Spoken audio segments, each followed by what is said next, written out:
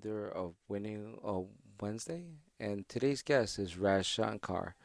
Raj came to the United States when he was 8 years old. He went through the immigration process to attain his legal permanent residence.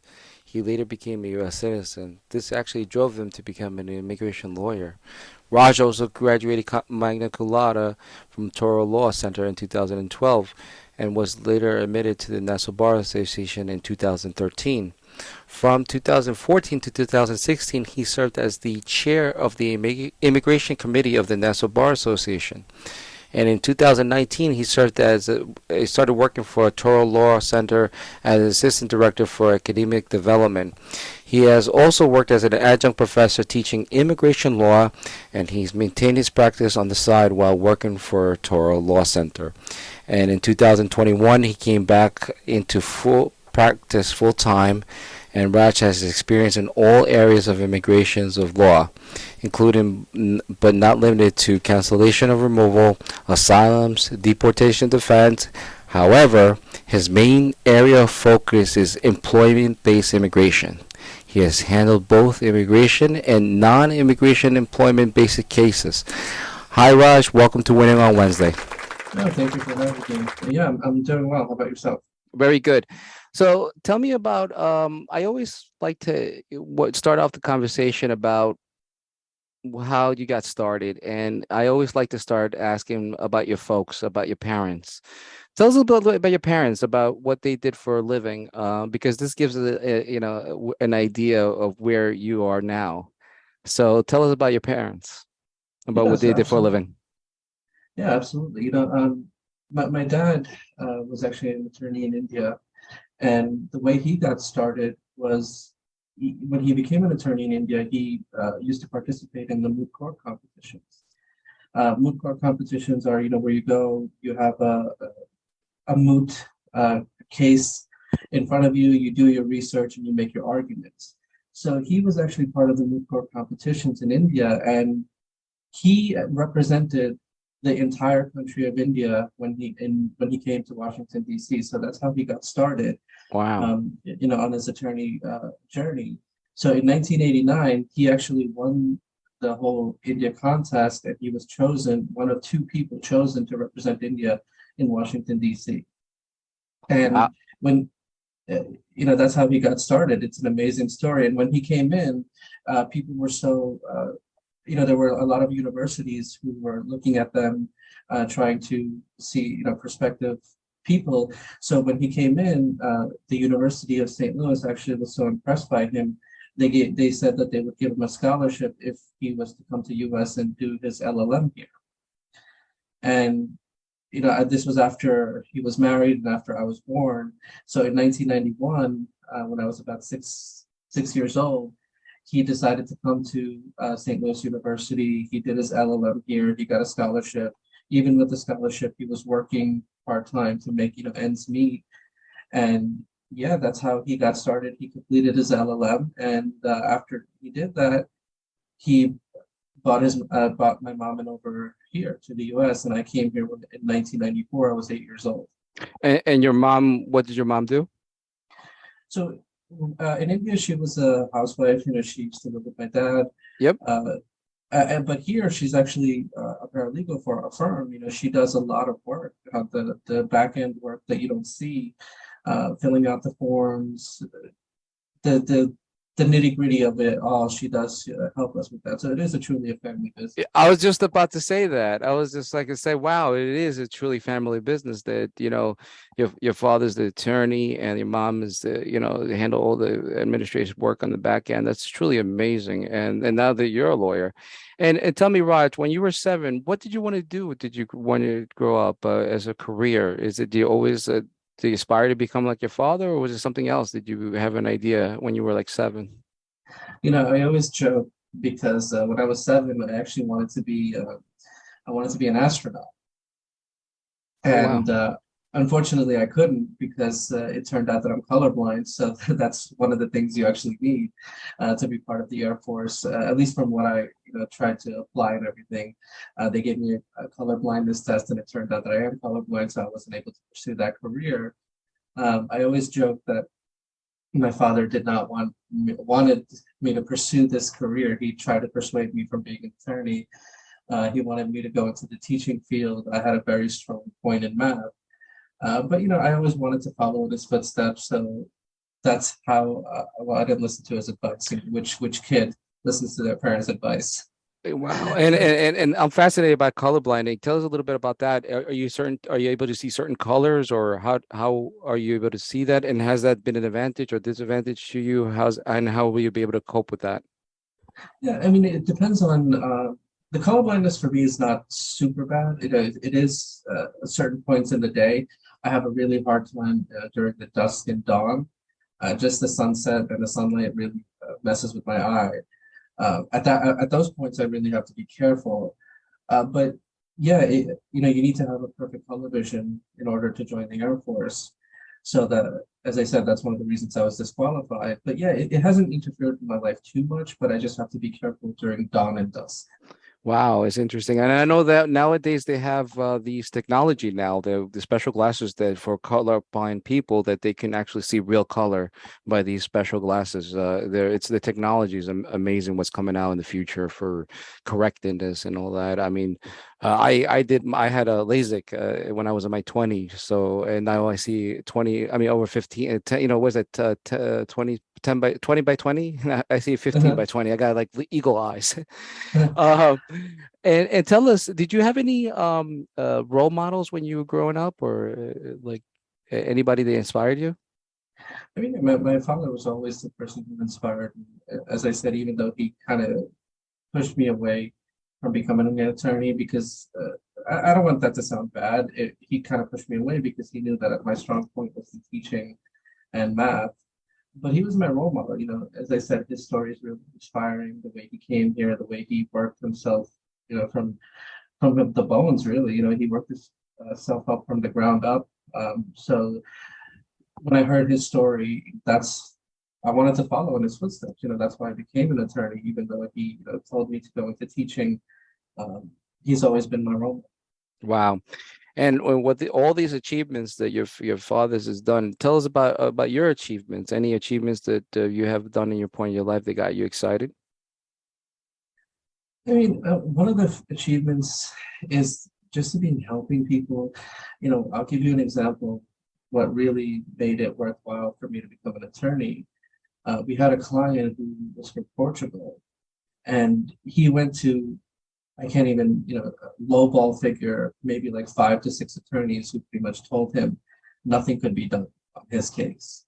And I think as a last resort, he came to us, and we started asking questions, and he's been here since 1999. And about 4 years ago, we were able to get his green card when nobody else told him it was possible.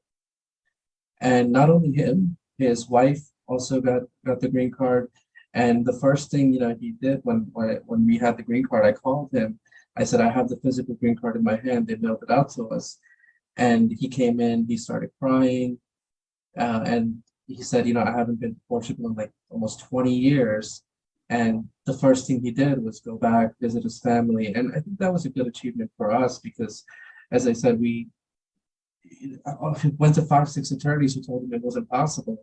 And I wish I could tell you the story was unique, but it's not. We deal with these type of clients every day when other attorneys tell them it's not possible. And we do that. We help them. I mean, I would be lying to you if I said we can help 100% of people. Nobody can do that. But the fact that we can help certain people who have gone to other attorneys and they haven't been able to do anything, I think that's an achievement. I think that's a great achievement, which I'll always be proud of. And it's about setting expectations as well. And it seems that you're really passionate of what you do. Tell us, are there any other things that you're passionate about? Do you have any other hobbies or interests? Yeah, when I graduated from undergrad, I actually did my majors in math and theater, which a lot of people don't know about. And whenever I tell that to people, their eyes usually go wide. It's like, how is that? It's so opposite ends of the spectrum. How did you do math and theater? It's because I liked it. It actually helped me become a better person. The theater did because it pushed me out of my shell. Uh, because being an attorney, you have to be a really people's person. You have to talk in front of the judge, and I was a really shy person growing up. So the theater really helped me get out of my bubble. And now I love public speaking. I don't know, a little tidbit of the fact here. More people are afraid of dying than they are of public speaking. Public speaking is number one fear, and dying is number two. Oh my goodness, I heard about that too. And Wow. for me, it's opposite. I love public speaking now because of my theater background. So because of my theater background, I also do like a little dabble in stand-up comedy. I write, I do poetry. I'm a self-taught musician. So all those things, really, I do that in my spare time. Wow, it sounds like a renaissance man. So tell us about your last 9 to 5 job. What was it before you decided to go on your own?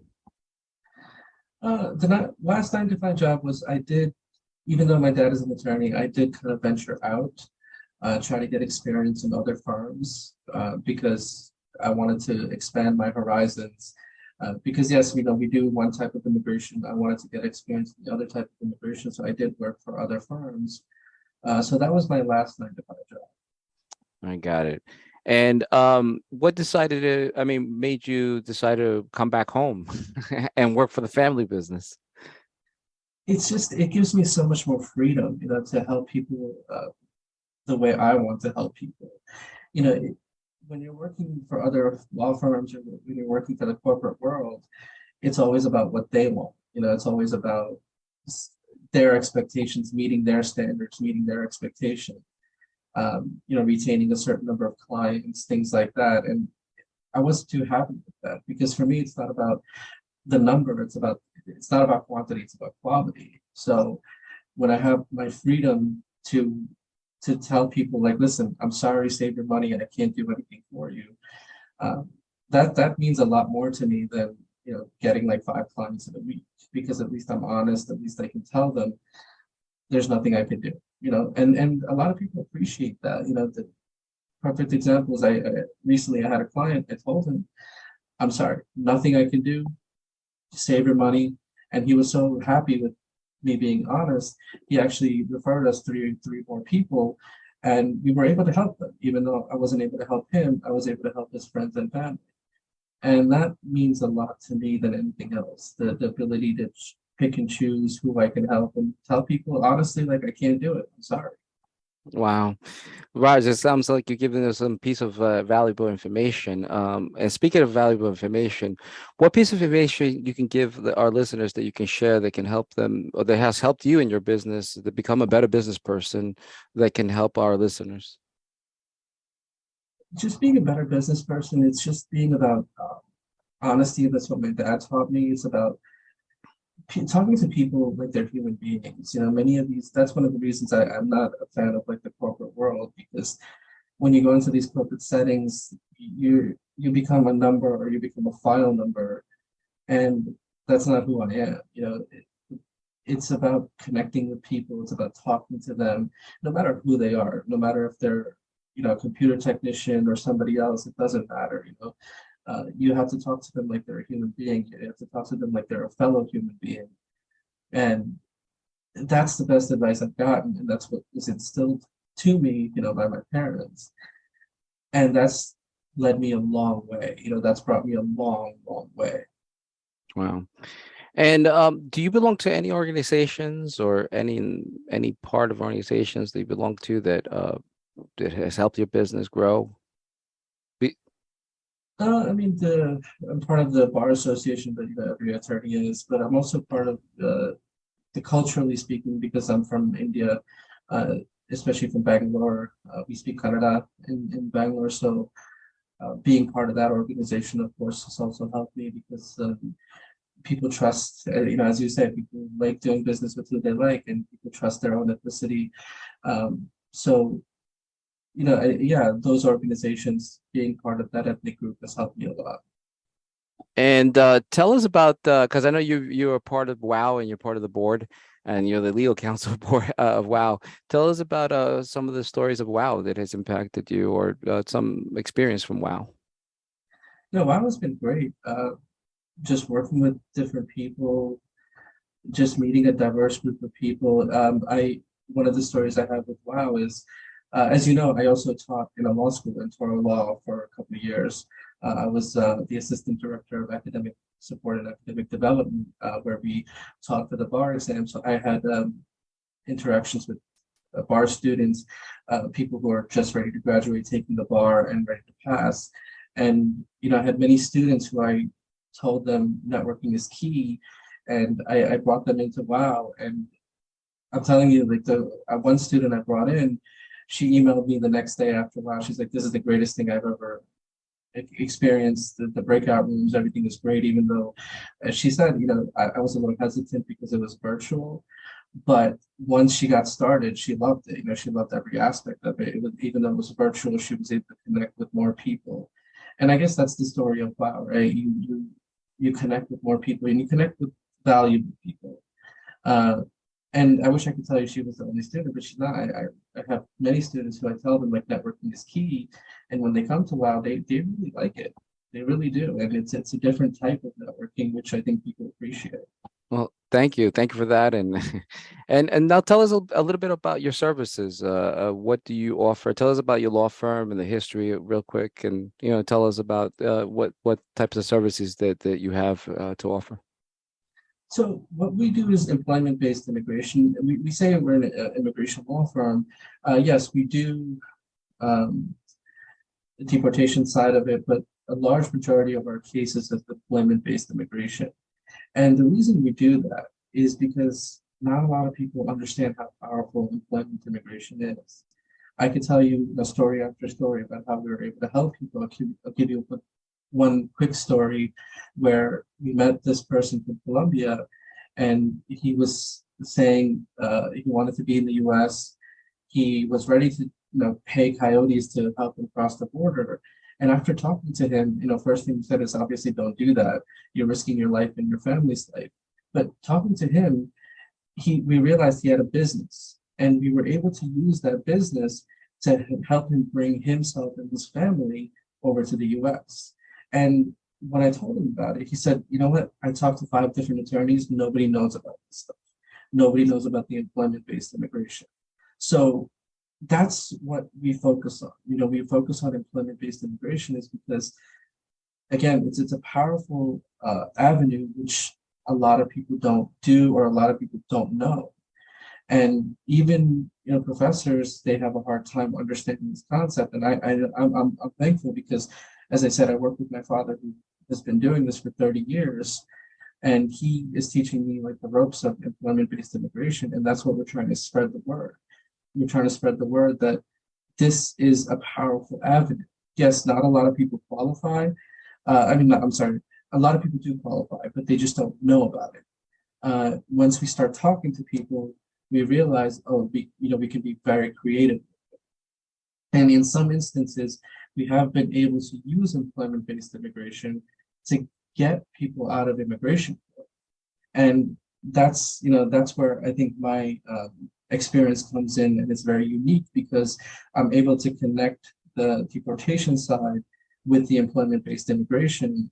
And when I tell people I'm able to get you out of court so you don't go in front of a judge, and get you the green card in another way, they're so happy to do it. Again, it's not everybody, of course, it's not like uh, every run-of-the-mill person is doing it, qualifies for this, but the people who do qualify, yeah, we can do this. And as I said, not everybody knows about this. So employment-based immigration is very, very powerful. So that's why I'm spreading the word about this. Talk to us, get a second opinion. There might be avenues that you have no idea about. And I run into this every day where people have gone through one avenue and they tell me, I don't even know about this other avenue. And if I did, I wouldn't have, spent so much time and money and effort going through the other avenue where there is no outcome, or there is no real outcome. So, that's what we do. We do employment-based immigration, and it's as I said, it's a very powerful avenue that a lot of people don't take advantage of. And Raj, a lot of it listeners might not know this, but you and I are friends, and we've been also you're one of my clients. We've been working for years now, And recently, he just received a client about tell you tell the listeners about what happened with the Bollywood star. Yeah, so recently what happened, it was a completely out of the blue, and it was a one of those surprises. It's a pleasant, a very happy surprise. So we got a call from a prospective client, and he called us, and we were talking to him. And as I'm talking to him, I realized like he's a major star in India, a major movie star, and a major one of those shows, daytime shows. And I asked him, how did you hear about us? Because I was expecting referral word of mouth because people like him, that's what you expect. You expect them to come from other businesses, other referrals. And he said, no, I found you online. I did my research online, and you were one of the first people I looked into, and due to the website, I could tell like you were a person of a good background, and just from the website itself, he was able to connect with us. And once he started talking to us, it was like almost like a shoe-in, so to speak. So that's how he found us. He found us through online. Yeah. And can you tell us a little bit about that law that is in place right now that might, or some of the listeners who are artists and professionals, entertainers might not be aware of this law? Yeah, and it's called the EB1 category. EB stands for employment based first category, and EB1 has a lot of subcategories, but the major category that a lot of people want to look into, it's for artists, it's for musicians, actors, athletes. A lot of people, like for example, you have people like Salma Hayek, Justin Bieber, just to name a few, and even Shakira, for example, they come under the EB1 category because they're artists, they're musicians, they're athletes, and it's a specialized visa carved out just for them to make it easier for them to get their green card.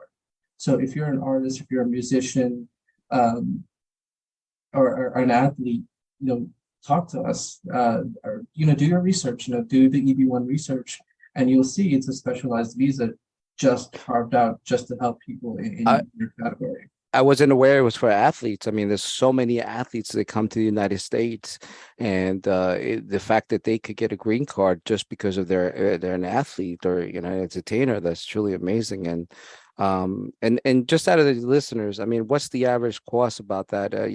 For that to something like that? Because I know people always wanted to know the cost. Is there any cost about that? Yeah, I mean, I'm not going to lie to you. The- Employment-based immigration. Go ahead. So, uh, employment-based immigration is a little bit on the expensive side, but as I said, it's expensive because not a lot of people do it. You're truly getting what you're paid for, and you're getting the 30 years of experience in our firm. So you're looking at a ballpark figure between 10 and 15,000. Yeah. Um, And the reason I bring that up is because you quite hear all the time that that's how much immigrants pay coyotes. They pay anywhere to 10, 15, 20,000 to cross the border illegally. This is a legal way by doing the same thing, but more productive and more legally. You know what I mean? So it to me it fascinates me in my mind that they rather pay somebody who's a complete stranger all this money and lose their money where they could go the legal route and do it the right way and paying somebody like you, an attorney, that will do the right thing. no, absolutely. Now that you put it that way, absolutely. People are ready to spend 20,000 to risk their lives crossing the desert, crossing the border with their family. But if you talk to us, we can do that the legal way. So it's, if you're ready to spend 20,000 on this, you might qualify for this, a completely legal route, not only for yourself, but also for your spouse, also for your children under 21. So it's a pretty big thing. So Yeah, yeah, come talk. that's why I bring it up because again, don't risk your life, and there's a lot of people that risk their lives and they pay thousands and thousands of money and they risk their lives just to get that dream, the American dream, and be part of it. But there are laws and ways to go around. There are loop laws, but you have to educate and learn. And unfortunately, a lot of these people are not educated and they don't know. And I think if by knowing information and knowing this, we could probably even save lives and deter people to risking their lives, to crossing a desert, crossing a river, from drowning or exposure, whatever, or risking their kids or family, do it the right way, and the legal way. And if people wanted to learn about more about you, Raj, what is the best way to contact you? The best way to contact us is, go to shankarlaw.com. You'll find us, you'll find our full profile there. We have our number, we have our email addresses there. That's the best way. So it also, to the website, it also gives you a sense of what we're about. It gives you a sense of, what we do. So you get to see our background. So shankarlaw.com is probably the best way to go there and contact us. Okay, and just for the listeners, can you just tell us the telephone number so they can just, if they need to call, make a consultation, they hear this, they want to call you immediately. What's the best number to reach you at? The best number is 347-416-6825. And that's my direct number. Yeah, you can call me, you can talk to me if you have any questions. As I said, I'm an educator. I'll be happy to tell you a lot of information about it. So again, the number is 347-416-6825. All right, Raj. Well, thank you so much. This has been great. You've been informative, and it's been a very informative interview. Thank you so much for this, Raj. No, thank you for having me.